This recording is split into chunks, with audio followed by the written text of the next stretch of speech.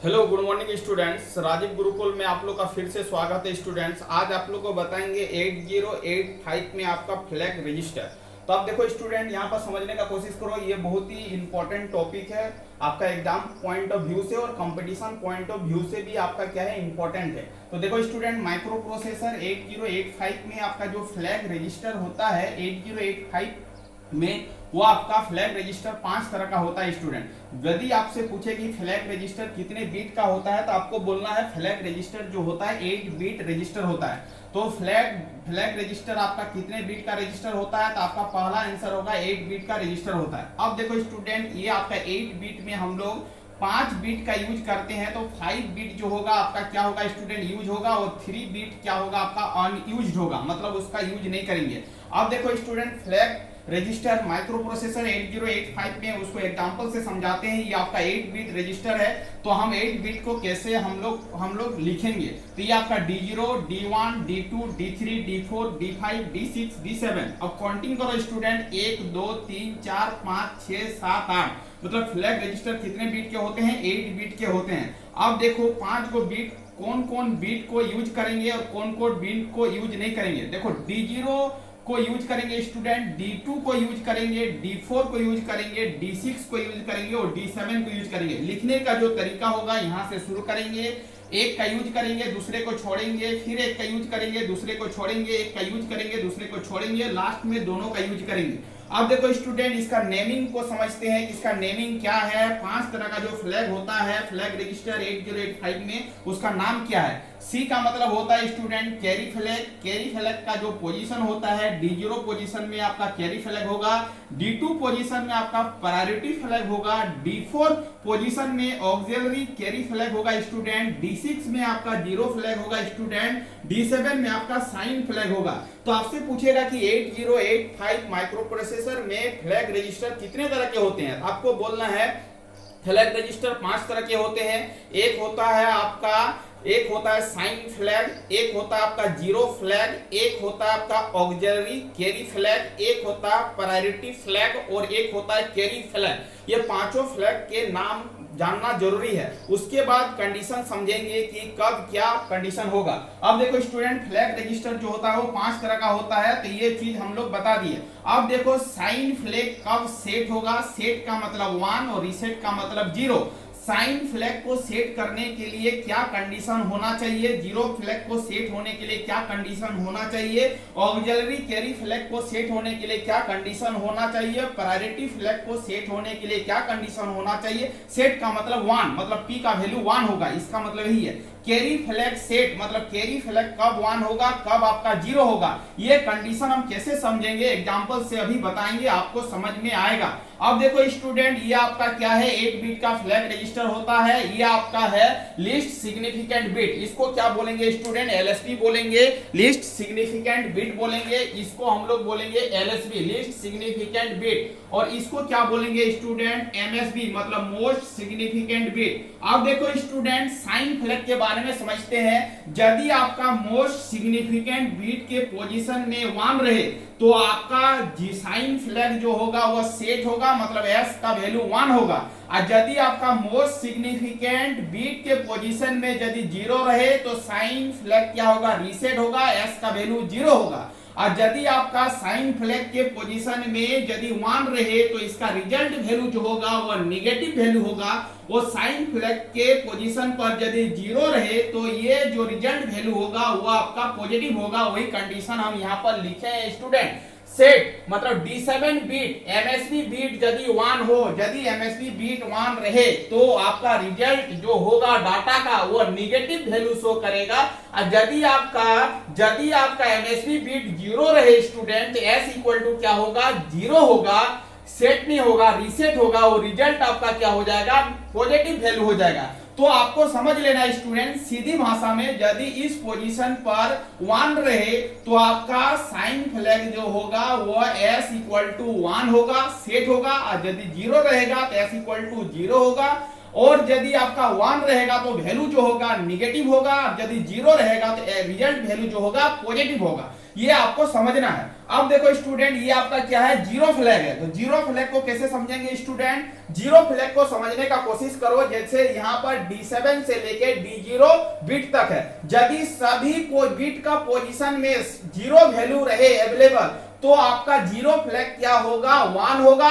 ये इसका मतलब जेड का वैल्यू क्या होगा, 1 होगा। और यदि एक भी पोजीशन में 1 वैल्यू रहे तो आपका जीरो फ्लैग क्या होगा, रीसेट होगा, जेड का वैल्यू 0 होगा। समझने का कोशिश करो। एक एग्जांपल लिए हैं, ये देखो 1 2 3 4 5 6 7 8 गो बीट है, 8 बीट में जीरो वैल्यू है, इसीलिए आपका जीरो फ्लैग जो होगा वह क्या होगा, 1 होगा। और यहाँ पर देखो सभी बीट जीरो नहीं है, कुछ बीट का वैल्यू में 1 है, इसीलिए जीरो फ्लैग क्या होगा स्टूडेंट, 0 होगा। इसको आपको याद रखना, तो सीधी भाषा में याद रखना है, यदि सभी बीट का पोजीशन वैल्यू 0 रहे तो जीरो फ्लैग क्या होगा, 1 होगा। और एक भी पोजीशन में यदि 1 रहे तो जीरो फ्लैग का वैल्यू, जीरो का जेड का वैल्यू जो होगा वो 0 होगा। ये समझ लेना है, इसको बोलते हैं जीरो फ्लैग। अब देखो प्रायोरिटी फ्लैग किसको बोलेंगे स्टूडेंट, इसको हम लोग समझते हैं। प्रायोरिटी फ्लैग का मतलब एग्जांपल से समझते हैं स्टूडेंट, ये आपका D0 से लेके D7 बीट है।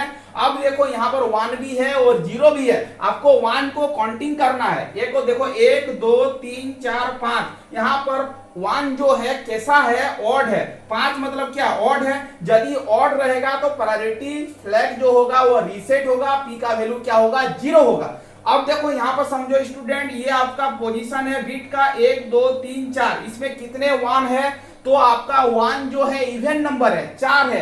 यदि इवन नंबर ऑफ 1 रहेगा तो प्रायोरिटी फ्लैग 1 होगा, मतलब सेट होगा। और यदि आपका ऑड नंबर ऑफ 1 रहे तो प्रायोरिटी फ्लैग 0 होगा, रीसेट होगा। इसको समझ लेना है सीधी भाषा में। यदि आपका इवन नंबर ऑफ 1 रहे तो प्रायोरिटी फ्लैग 1 होगा, यदि ऑड नंबर ऑफ 1 रहे तो प्रायोरिटी फ्लैग क्या होगा, 0 होगा। अब देखो सभी वैल्यू यदि 0 रहे तो जेड का वैल्यू 1 होगा, और यदि एक भी वैल्यू 1 रहे तो जेड का वैल्यू 0 होगा। इसको याद रखना। अब देखो स्टूडेंट कैरी फ्लैग किसको समझते हैं, इसको कैसे समझेंगे? अब देखो एमएसबी बीट यदि कैरी जनरेट कर रहा तो कैरी फ्लैग 1 होगा, मतलब सेट होगा, अदरवाइज वो क्या होगा, 0 होगा। अब एक एग्जांपल से समझते हैं स्टूडेंट, ये आपका 8 बिट का डाटा है, ये आपका 8 बिट का डाटा है, दोनों में क्या हो रहा है, एडिशन ऑपरेशन हो रहा है। अब देखो स्टूडेंट एडिशन ऑपरेशन करोगे तो 1 + 0 इक्वल टू क्या होगा, 1 होगा। 0 + 1 क्या होगा, 1 होगा। 1 + 0 इक्वल टू 1 होगा। 0 + 1 इक्वल टू 1 होगा। 1 + 0 इक्वल टू 1 होगा। 1 1 0 होगा, कैरी 1 जनरेट करेगा। 1 1 को ऐड करेंगे तो 0 होगा, कैरी आपका 1 होगा। 1 1 को ऐड करेंगे तो 0 होगा। यहाँ पर एक्स्ट्रा कैरी जनरेट हो रहा है। इसका मतलब जब भी स्टूडेंट कैरी जनरेट होगा, मोस्ट सिग्निफिकेंट बीट में कैरी जनरेट होगा तो कैरी फ्लैग आपका सेट होगा। यदि यहाँ पर कैरी जनरेट नहीं होता तो आपका कैरी फ्लैग क्या होता, रीसेट होता, CY का वैल्यू 0 होता। इसको आपको समझना है एग्जांपल के तौर पर। यदि दो बीट को एडिशन करेंगे, मोस्ट सिग्निफिकेंट बीट में कैरी जनरेट होगा तो आपका कैरी फ्लैग सेट होगा, CY का वैल्यू 1 होगा। अदरवाइज यदि वो मोस्ट सिग्निफिकेंट बीट में कैरी जनरेट नहीं होता है तो आपका वैल्यू, CY का वैल्यू 0 होगा। इसको आपको समझ लेना है स्टूडेंट। अब रही मुद्दा कि ऑक्सिलरी कैरी फ्लैग को कैसे समझेंगे, तो ऑक्सिलरी कैरी फ्लैग को समझने के लिए यहीं पर हम समझाते हैं एडिशन से। अब देखो स्टूडेंट, 2 बीट का एडिशन कर रहे हैं तो आपको क्या करना है, इसको 4-4 बीट में डिवाइड कर लेना। ये आपका 4 बीट है और बगल वाला जो है आपका 4 बीट है। अब दोनों को समझना स्टूडेंट, ये आपका क्या है, 4 बीट है और ये आपका क्या है, 4 बीट है। ठीक है, अब इसको एडिशन कर रहे हैं। अब देखो ये आपका क्या है, 4 बीट है और ये आपका क्या है, 4 बीट है। ठीक है, अब चीजों को समझो। जब ये आपका D0 बीट है, D1 D2 D3, इसको समझो स्टूडेंट। जब हम एडिशन करेंगे तो D3 से जब D4 में जाएंगे तो D3 से D4 में जाने पर यदि कैरी जनरेट होता है तो ऑक्सिलरी कैरी सेट होगा, मतलब AC का वैल्यू 1 होगा।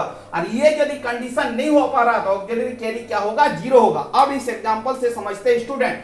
जब ये आपका क्या है, एडिशन कर रहे हैं तो इसको ऐड करेंगे तो 1 होगा, इसको ऐड करेंगे तो 1 होगा, इसको ऐड करेंगे तो 1 होगा, इसको ऐड करेंगे तो 1 होगा।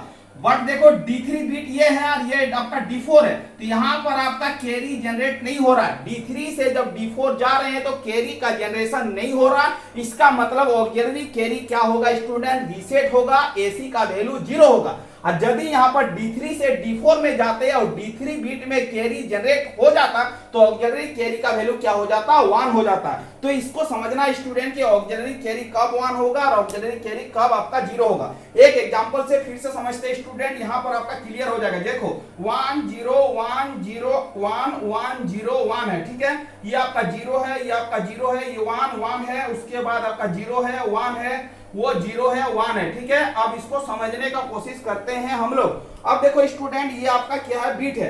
अब देखो इसको 4 बीट में डिवाइड करते हैं, ये 4 बीट हो गया, ये आपका 4 बीट हो गया, इसको एडिशन कर रहे हैं। देखो 1 1 को ऐड करेंगे तो क्या होगा, 0 होगा, कैरी आपका 1 जनरेट होगा, फिर इसको ऐड करेंगे तो 1 होगा, ठीक है। 1 1 को ऐड करेंगे तो कैरी 1 एडिशन 0 होगा, कैरी आपका 1 होगा। अब देखो स्टूडेंट 1 1 को ऐड करेंगे तो सम 0 होगा, कैरी आपका क्या होगा, 1 होगा। अब देखो चीजों को समझो, ये आपका क्या था, यहां से जैसे ये बीट यहां से यहां तक गया, D3 से D4 में गया, ये आपका D3 है, ये आपका D4 है। अब D3 से D4 में गया, देखो यहां पर कैरी जनरेट हो गया।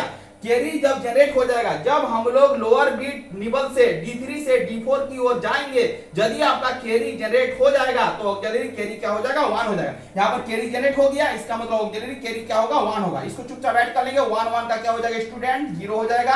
फिर आपका कैरी 1 जनरेट हो जाएगा, 1 1 का 0 होगा, 0 1 का 1 होगा, कैरी आपका 1 हो जाएगा, यहाँ पर 1 हो जाएगा, यहाँ पर 1 हो जाएगा। अब देखो स्टूडेंट ये आपका क्या हो गया, 1 2 3 4 बीट, ये आपका 4 बीट, 4 बीट का हो गया। बट हम लोग जब D3 से D4 की ओर गए, इस बीट को हम लोग बोलते हैं D3 और इस बीट को बोलते हैं D4। जब D3 से D4 गए स्टूडेंट तो आपका क्या हो गया, कैरी जनरेट हो गया।